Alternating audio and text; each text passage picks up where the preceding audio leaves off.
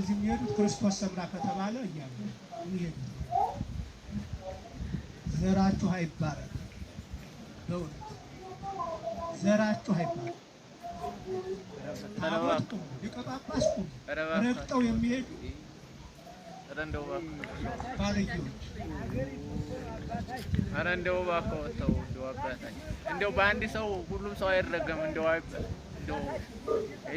እንደው በአንድ ሰው በሁለት ሰው ቁጭ በሉ ነውር አይደል ምን አደረግን አሁን ሃይማኖት ከዋንተ ሃይማኖት ነው። ይሄ አሁን ታቦት ቁሙ ስትመልከቱ የኩኝት ልጆች አቶ መኮንን መርቷቸው አቶ ምስኪን መርቷቸው ምን ሊሆኑ በጣም ነው ማለት እናንተና ለኔ መካከል ታቦት አምጥቼ ቁሜ ረግጠው ይሄዳሉ።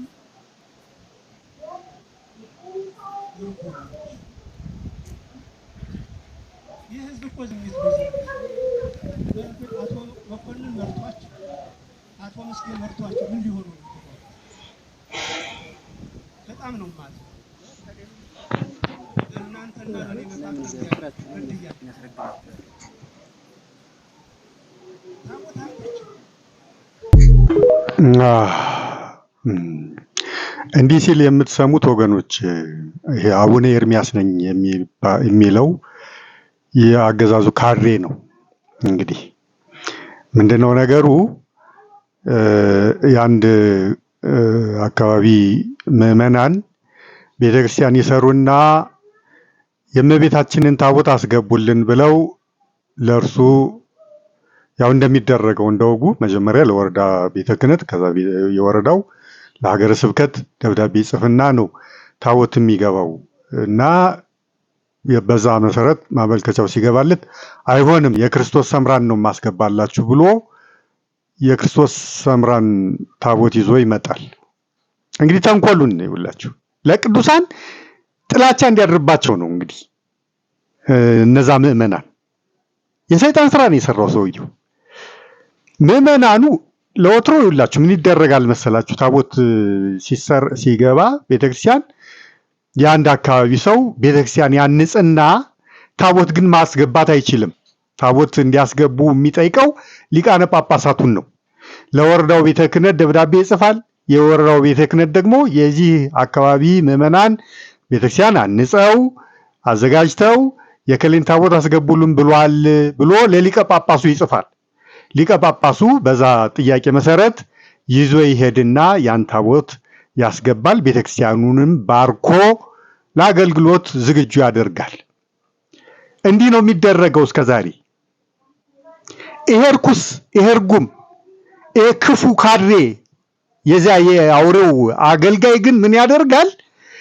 ምዕመናኑ የጠየቁትን ታቦት ትቶ ራሱ የፈለገውን የክርስቶስ ሰምራን እንግዲህ ከቅዱሳን ጋር ሊያጣላ እኮ ነው ምዕመናን።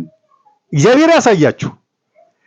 ወስዶ የክርስቶስ ሰምራን ታቦት አስገባለሁ ብሎ ሲል ምዕመናኑ ደግሞ ያኮረፉ ቅር ያላቸው ተነስተው ይሄዳሉ።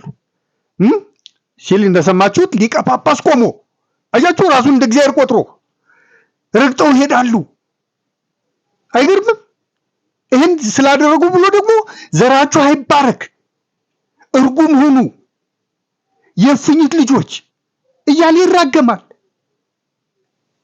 ይሄ እርግማን የሚገባቸውን ምዕመናንን የሚጨፈጭፉትን እርኩሶች፣ እርጉሞች፣ የአውሬው ጭፍሮችን ግን አንዲት ቃል ትንፈሽ ሲል አይታወቅም። እንኳን ሊራገም ይቅርና ለምን እንዲህ ይደረጋል ብሎ እንኳን ተቃውሞ ሲያቀርብ ተሰምቶ አይታወቅም። ይሄ ካድሬ ለምሳሌ ሰሞኑን በድሮን ተጨፍጭፏል። በሱ ሀገረ ስብከት ያሉ ምዕመናን ገዳም ውስጥ መነኮሳት፣ መናንያን በድሮን ተጨፍጭፈዋል። ትንፍሽ አላለም። ምስኪን ምዕመናን ላይ ግን የአገር መዓት እርግማንን ያዘንባል። እንደሰማችሁት አይገርምም? ትንፍሽ አላለም። ሰሞኑን አልሰማችሁም? በድሮን የተጨፈጨፉትን ዘመድኩን የሚባለው ቅጥረኛ ወጥቶ አስረስ ማረ የሚባለው ካድሬ ያለ አይደል ፋኖ መስሎ ወጣቱን እያስጨፈጨፈ ያለ ቅጥረኛ አለ። ያገዛዙ ቅጥረኛ የፋኖ መሪ ተደርጎ ተሹሞ የአማራን ወጣት እያስጨፈጨፈ ያለ ቅጥረኛ እሱ እዛ ገዳም ስለነበረ እሱም ብለው ነው እሱን ለማጥቃት መረጃው ደርሶ ስለነበረ መንግስት አለ እሱን ለማጥቃት ብሎ ነው የጨፈጨፈ ማነው ድሮን በድሮን ጥቃት የፈጸመ ብሎ ያገዛዙን ወንጀል ያገዛዙን ግፍ ለማስተባበል በረከት ስምኦን ያሰማራው ቅጥረኛ ይሄ ማነው ዘመድኩን በቀለ የሚባለው ማስተባበያ ደግሞ እሱ እንዲሰጥ አደረገ አገዛዙ። አይ እንዲህ ስለሆነ ነው እንጂ ገዳም ለመጨፍጨፍ አስቦ አይደለም። ልክ ክርስቲያንን ሲጨፈጭፍ እንዳልኖረ እንዳልከረመ አሁንም እየጨፈጨፈ ያለ መሆኑ ቀርቶ ተረስቶ አይ ፋኖ ዛ መሽጎ ማነው ገብቶ ስለነበረ ለዛ ነው እንጂ መናንያኑን ለመምታት አስቦ አይደለም ብሎ ማስተባበያ ደግሞ በሱ በኩል ወጣ። አይገርምም? የሚታወቅ እውነት እኮ ነው። የአብነት ተማሪዎችን ጎጃም ውስጥ ምን ያህል ነው የጨፈጨፈው? አቡነ አብርሃም የምትሉት ስለዚህ ጉዳይ ትንፍሽ አላለም፣ ጸጥ ነው ያለው። መነኮሳትን አብያተ ክርስቲያናትን በከባድ መሳሪያ በምን ሲጨፈጭፍ መነኮሳትን ሲገድል ነው የከረመው የሰነበተው። የትም ቦታ ኢትዮጵያ ውስጥ ሲፈልግ ኦነግ ብሎ ባሰማራቸው ይጨፈጭፋል፣ ሲፈልግ በዚህ መከላከያ በሚለው አሸባሪ ሰራዊቱ ይጨፈጭፋል። የሚታወቅ ወንጀሉ ነው ይሄ። እንዲህ እንዳልሰራ አድርጎ ያ የተረገማል ማን ዘመድኩን የሚባል ከፍተኛ በጣም የነሱን ስራ የሚሰራ የነሱ ቅጥረኛ ይሄን አለ ወጥቶ እና ስለዚህች ጉዳይ ይሄ ካድሬ ኤርሚያስ የምትሉት ትንፍሽ አላለም። ትንፍሽ አላለም። ፋኖ የምትሉት ቅጥረኞች እንዲህ ነው ሲያደርጉ የከረሙት የሰነበቱት። ለመምታት የተፈለገን አካባቢ ፋኖ አለበት ይባልና ፋኖቹ እዛ ሂዱ እዛ አካባቢ ታዩ እዛ አካባቢ ይሉና አሁን ውጡ ይሉና ያንን ህዝብ ያን አካባቢ ያንን ቤተክርስቲያን የዛን አካባቢ ምዕመናን ሲጨፈጭፍ ነው የከረመው። እየተመሳጠሩ እንዲህ እያደረጉ አማራን በመጨፍጨፍ ነው የከረሙት የሰነበቱት። ይሄ እንደማይታወቅ ምን ይላል ወጥቶ አይ እዛ አስረስ ማረ መሽጎ ማነው ገብቶ ተቀምጦ ስለነበር ያ መረጃ ደርሶት ነው የድሮን ጥቃት የፈጸመው ብሎ ሊያስተባብል ሞከረ። ይሄ ኤርሚያስ የሚባለው ደግሞ ጸጥ ዋጥ አድርጎ እሺ ህስ አገዛዙ ነው ተባለሽ ፈርቶ ነው እንበል። በአሩሲ በምን በወለጋ ኦነግ ነው እየተባለ በኦነግ ስም አገዛዙ ጨፍጨፋ ሲፈጽም ኦነግ ለምን ይሄን አደረገ ብሎ እንኳን ተናግሮ አያውቅም። ለምን የክርስቲያኖች ደም በከንቱ ይፈሳል ብሎ፣ ለምን አብያተ ክርስቲያናት ይቃጠላሉ ብሎ፣ ለምን ካህናት ይታረዳሉ፣ ይቃጠላሉ፣ ይሰቀላሉ፣ ይገደላሉ ብሎ አንድም ቀን ሰሞኑን ብቻ ለማስመሰል እሱም አቡነ አብርሃም የምትሉትም እንዲህ አንዳንድ እንትኖች ወጥተው እንዲናገሩ ለምን? ምክንያቱም እነዚህ አገዛዙ ካድሮች አገልጋዮች ስለሆኑ ዝም ብሎ አስጨፈጨፉት እንዳይባሉ ሰሞኑን ወጥቶ የማስመሰያ ንግግሮችን ተናግረዋል። ለዚህ አንዳንዶቹ ይሄ ግን ድራማ ነው። ከልባቸው ቢሆን ሊያደርጉ የሚጠበቀው ማውገዝ ነው። እንደ ሰማይቱ አቡነ ጴጥሮስ እንደ ሰማይቱ አቡነ ሚካኤል ማውገዝ እና ምድሪቱም ህዝቧም አይገዙልህ ብለው መገዘት ነው የሚጠበቅባቸው። እቺ የማስመሰል ስለሆነች ግን ይሄ አቡነ ማትያስ የምትሉትም ወጥቶ ዝም አለ እንዳይባሉ ብቻ ሰሞኑን እንዲህ አይነት ነገር እያሳዩ ነው። ወጥተው የተቃወሙ የሚመስል ያለይለት በቃ ነገር ወጥተው ምክንያቱም ትዝብት ላይ ወደቁባቸው እነዚህ አገልጋዮቻቸው ምዕመኑ በጣም ታዘባቸው። ስለዚህ አሁን ከዛ ነፃ ለማድረግ ይሄው ተቃውመዋል እንዲባሉ ለማስባል ብቻ እንዲች አይነት ነገር ከዛ ውጭ ትንፍሽ የለም። ይሄው ሰሞኑን በሆነው ጉዳይ ይሄ ካድሬ አንድም ትንፍሽ ያለው ነገር የለም። በሌላ ስብሰባ ላይ እነኚሁን ምዕመናን እዛ የረገማቸው እርግማን አልበቃው ብሎት ወጥቶ ረግጠው ወጡ። ሊቀ ጳጳስ ተቆሞ ራሱን ቆልሎ ይገርማችኋል። በቆመበት ረግጠው ወጡ። ቀኖና ቤተክርስቲያንን ሽረዋል። ስለዚህ ክህነታቸውን ሽር ያለው እያለ የት የምታውቀውን ቀኖና ቤተክርስቲያን ነው አንተ ካድሬ? የጫካ ሲኖዶስ ሲቋቋም ድጋፍ የሰጠህ አይደለህም ወይ?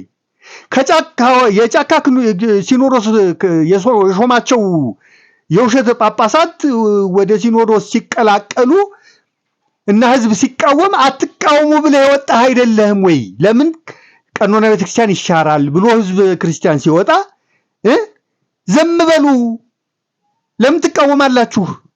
እኛም በዚህ መንገድ ነው የመጣ ነው ብለህ እኛም በኮታ ነው የመጣ ነው አዲስ አይደለም እያልክ ስትከላከል የነበርክ አይደለህም ወይ? በራስህ ላይ የመሰከርክ አገዛዙ በኮታ ያስገባህ ካድሬ መሆንህን በራስህ ላይ የመሰከርክ። ፍትሐ ነገሥቱ ደግሞ ምን ይላል? በሹማምንት በመኳንንት ማሳሰቢያነት የተሾመ ቢኖር ከክህነቱ ይሻር ይላል።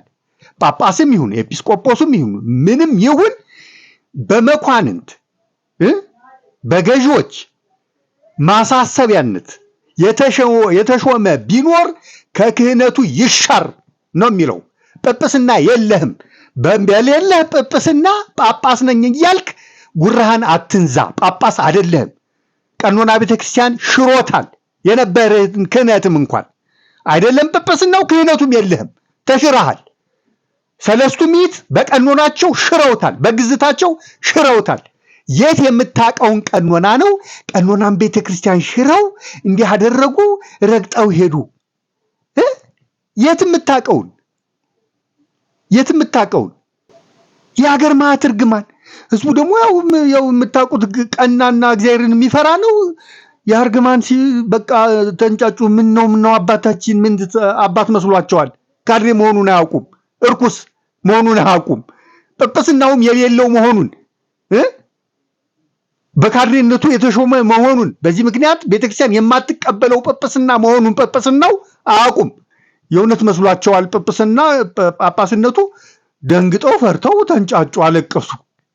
በአንድ ሰው በሁለት ሰው ለምን ሀገር ይረግማሉ? ለምን ሁሉን ይረግማሉ? ብለው ቅሬታ ያው የምትሰሙት ነው። ድምፃቸውን ተናገሩ እና በጣም ያሳዝናል። እንዲህ ናቸው ይውላችሁ እንግዲህ እርግማኑ የሚገባው ውግዘቱ የሚገባው ግዝቱ የሚገባውን ጸጥ ብለው ምስኪኑን ምእመን ሲፈልግ አገዛዙ ሲፈልግ ማንም ወንበዴ ሌባ ምኑ በግራ በቀኝም በላይም በታች የሚያሰቃየው ምስኪን ምእመን እርግማን ደግሞ በዚህ ሁሉ በደል ላይ እንደገና ሌላ እርግማን። እግዚአብሔር መድኃኔዓለም ክርስቶስ በአንተ ላይ ያድርገው፣ ለአንተ ያድርገው። አንተ ርኩስ የተረገምክ ካድሬ ቆብና መስቀል ስለያዝክ ቀሚስ ስላጠለክ ጳጳስ የምትሆን መስሎሃል? አንተ እኩይ፣ አንተ ርጉም፣ የአውሬው አገልጋይ የሆነን አገዛዝ የምታገለግል እርኩስ ካድሬ ደግሞ ሰው ነኝ ብለህ ቀሚሱን ስላጠለቅ ቆቡን ስላደረክ ጳጳስ ነኝ ይሉኛል ብለህ አስበህ ነው ድፍረትህ የመጣው። ከዚህ ነው። ገርማል እኮ በጣም ያሳዝናል። እንዲህ ናቸው እንግዲህ ይኸው አባ ጳውሎስ የሾማቸው አቦይ ማቲያስ የሾሟቸው ጳጳሳት ተብለው የተሰማሩት በሙሉ ካድሬዎች ናቸው። አንዳንዶቹ ጭራሽ አቡነ ዘበሰማያት ማለት የማያውቁ ጨርሶ፣ አንዳንዶቹ ደግሞ አብረው ታግለው የመጡ ጥቂት የቆጣጠሩ ቢሆኑም ግን ድንግልና የሌላቸው ነፍስ በእጃቸው የጠፋ ለጵጵስና አይደለም ለምንም የማይበቁ ቀኖናው የማይፈቅድላቸውም በሙሉ ሰብስቦ ነው በአቦይ ማቲያስ ዘመን እንዲሁም በአቦይ ጳውሎስ ዘመን ጳጳስ እያደረገ የሾማቸው አገልጋዮቹ ካድሬዎቹ። ልብ በሉ። ይሄን ሁሉ ጥፋት በቤተክርስቲያን ላይ ሲያደርስ የሚቆጣ ልክ እንደ ሰማዕቱ አቡነ ጴጥሮስ እንደ ሰማዕቱ አቡነ ሚካኤል ለምን ብሎ ስለ በጎቹ ራሱን አሳልፎ ሰጥቶ የሚጋደል ህዝበ ክርስቲያኑን ይዞ የሚታገል እንዳይኖር ነው እንግዲህ በሙሉ የራሱን ካድሬ ጎድጉዶ ሞልቶ ጳጳስ እያለ ሞልቶ ይኸው ቤተክርስቲያን ይሁን ሁሉ ግፍ ስትቀበል ጸጥ ብለው የሚያስጨፈጭፉ የሆኑበት ምክንያት ነው የምላችሁ። እና ይሄም ካድሬ የተሾመው በአገዛዙ ነው። አገዛዙ መልምሎ ነው ጳጳስነት ያሾመው ህገወጥ በሆነ መንገድ ቀኖና ቤተክርስቲያንን በሚሽር በሚጥስ በሚከለክለው ቀኖና ቤተክርስቲያን በሚከለክለው መንገድ ፍትሐ ነገሥት በግልጽ ቀኖና አንቀጽ ሰርቶለት በዚህ መንገድ የሚሾም ጳጳስ ኤጲስቆጶስ ቢኖር ከክህነቱ ይሻር ብሎ ግዝት ባስተላለፈበት መንገድ የመጣ ሆኖ እያለ ነው እንግዲህ ሊቀ ጳጳስ አድርጎ ራሱን ሊቀ ጳጳስ ቆሞ ረግጠው ሄዱ እያለ ሲመጻደቅ የምትሰሙት። የት ያለህም ጵጵስና አንተ ርኩስ፣ አንተ ርጉም፣ አንተ እኩይ ካድሬ የት ያለህም ጵጵስና የት የምታውቀውን ቀኖና የት የምታውቀውን ቀኖና ተሽሮ ማንም ወንበዴ ማንም ጨፋሪ ምንም ማቅ ሁሉ ጳጳስ ተደርጎ ሲሾም አዎ ትክክል ነው እኛም የመጣ ነው በዚህ መንገድ ነው እያልክ ቀኖና ቤተክርስቲያንን ስትጻረር የነበርክ አንተ አይደለህም እንዴ? የት የምታውቀውን ቀኖና ነው ቀኖና ሽረው ቀኖናን ተቃውመው እያልክ የምትለው አንተ እኩይ። አቤት መድኃኔዓለም ክርስቶስ ስንቱን ታግሶታል። አቤት ያሳዝናል በጣም ወገኖቼ። ብቻ ቅር ብሎኝ አዝኜ ነው ወገኖቼ። ለክፎች ለአረማውያን ለአጽራረ ቤተክርስቲያን ያላደረገውን ያልከፈተውን አፍ በምዕመናን ላይ ሲከፍት አሳዝኖኝ አስከፍቶኝ አስቆጥቶኝ አናዶኝ ነው ወገኖቼ። ይህን ሰምታችሁ ደግሞ ልክ ሊቀ ጳጳስ አድርጋችሁ ሰውየውን ቆጥራችሁ ይህን ካድሬ እንዴት በሊቀ ጳጳስ ላይ እንዲህ ትናገራለህ ለምትሉ ደግሞ አትጠፉም። እርግጠኛ ነኝ ብዙዎቻችሁ ካድሬ ናችሁ። ካድሬ እነሱ ሲነኩ ተከላከሉላቸው ተብላችሁ በሶሻል ሚዲያ ላይ የተሰራጫችሁት አገዛዙ ያሰማራችሁ ከ40 ሺህ ነው ከምን በላይ የሚሆኑ ካድሬዎች ናቸው እንዲህ የሚሉት እንጂ ምዕመን ዛሬ አባት እንደሌለ ትክክለኛ እረኛ የበጎች እረኛ አባት እንደሌለ ስለሚያቅ አንድም ምዕመን ለምን ትናገራቸዋለህ የሚል አይኖርም።